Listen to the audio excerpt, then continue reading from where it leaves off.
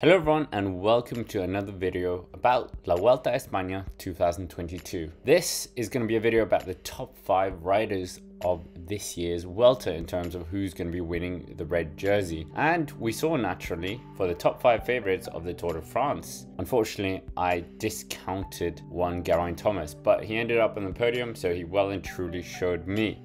However, I haven't learned my lesson, as for this video I'm not going to be including Primož Roglič, as his form is relatively unknown since his injury sustained from the Tour de France, and there was even rumors that he had vertebrae injuries. So for that reason I'm going to discount the 3-time defending champion, and he would have gone on to do an unprecedented 4th in a row if he did win here. However, now we go into our first of the 5, and that is Richard Karapas. Karapas is the first rider for consideration naturally, as he will most likely be heading up a very strong Ineos Grenadier team with Pavel Sivakov as his strong lieutenant. Last year Karapas had to pull out of the Vuelta a España. Nevertheless, the Olympic champion managed to perform well at this year's Giro d'Italia, almost winning the top prize, but ultimately finishing second in the end to another person on this list. Since the Giro, Karapas has only taken part in the Tour of Poland, and he wasn't really part of the pointy end of the race. However, his teammate Ethan Hayter did take the overall win. The reason for his inclusion on this top 5 video is simply in his last 6 Grand Tours,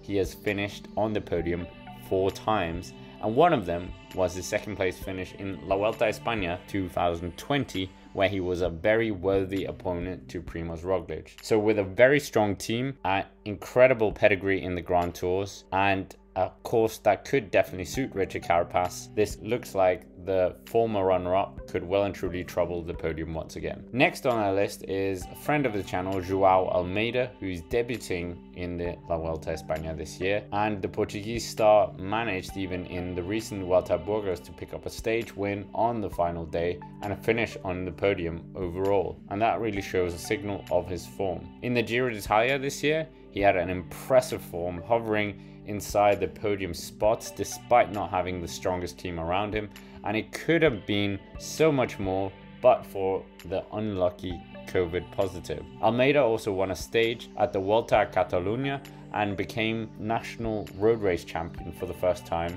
in his career. Almeida is a good time trialist, so the time trial in the opening stage and on stage 10 could definitely suit him and his team, and this time it seems like UAE Team Emirates have equipped him with a far stronger team, and he won't be sharing the leadership with a sprinter either. Coming in at number 3, Simon Yates. Simon Yates is the next rider on the list, and hear me out before you attack in the comments section down below. The 2018 winner has largely been on a mission to win the Giro d'Italia ever since his 2018 downfall in the final week, but this year he has showed prolific form in his time trialing, as he took the win on stage 2 in the Giro d'Italia and also another win along the way. And earlier in the year he was also very impressive in Paris-Nice, where he managed to drop Primož Roglič on the final stage, and but for Wout van Aert he could have potentially won that. Furthermore, he also won the overall at the recent Vuelta a Castilla y León,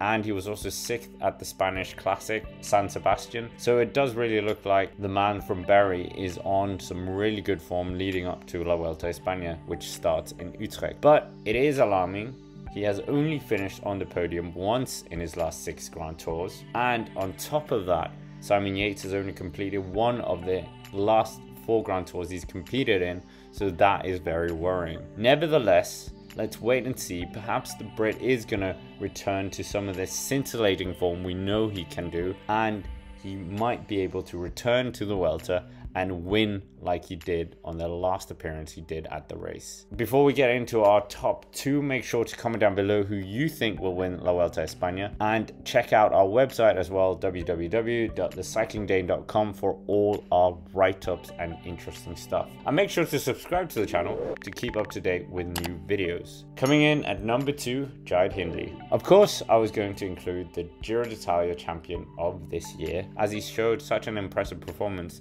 to become the first Australian winner of the race, but the Bora start is keen to add another Grand Tour to his palmarès, we think. And if he did manage to win the Vuelta, Jide Hindley would put himself in a very elite group and be the first rider since Alberto Contador to do it in the same year in 2008. The group also includes two other riders, Eddy Merckx in 1973 and Giovanni Battaglin as well. But that brief history segment aside, it would definitely be an impressive feat for the Australian. Hindley and Bora have evolved into a fantastic Grand Tour machine, and with Kelderman at his disposal once again, this could be a huge asset coupled with Emmanuel Buchmann, and Wilco Kelderman has of course shown strong form in the Vuelta in the past, finishing 4th overall. But there is an elephant in the room, and that is the inclusion of both Danny van Poppel and Sam Bennett. These two could definitely detract resources away from his strong mountain train, or perhaps the flip side, they could be very useful for the flat stages to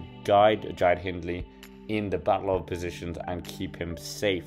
Since the Giro d'Italia success, there has been not much to write about in terms of good performances, other than at the Vuelta a Burgos, where he managed to finish 4th on the opening stage and 7th on the final stage to secure 7th overall. Jide Hindley has also shown a few occasions that he's quite weak in the time trial, but that could be negated by his very strong team he has around him, like we saw at the Giro. So it's going to be very interesting to see what happens with Jide Hindley. There is definitely support for the Australian to do the double. Coming in at number 1, Remco Evenepoel. First on our list is the next Eddy Merckx for some. Remco Evenepoel, who has had a strong year, winning Liège-Bastogne-Liège, the Classica San Sebastian for a second year in a row with one of the biggest margins we've seen in a long time, and the overall at the Tour of Algarve, to name a few of his victories for this Belgian superstar, who will be lining up for his second Grand Tour start in his career with a very focused mission. This mission, of course, is to be the first Belgian winner since 1977, where it was Freddie Martins who won in an emphatic style with 13 stage wins.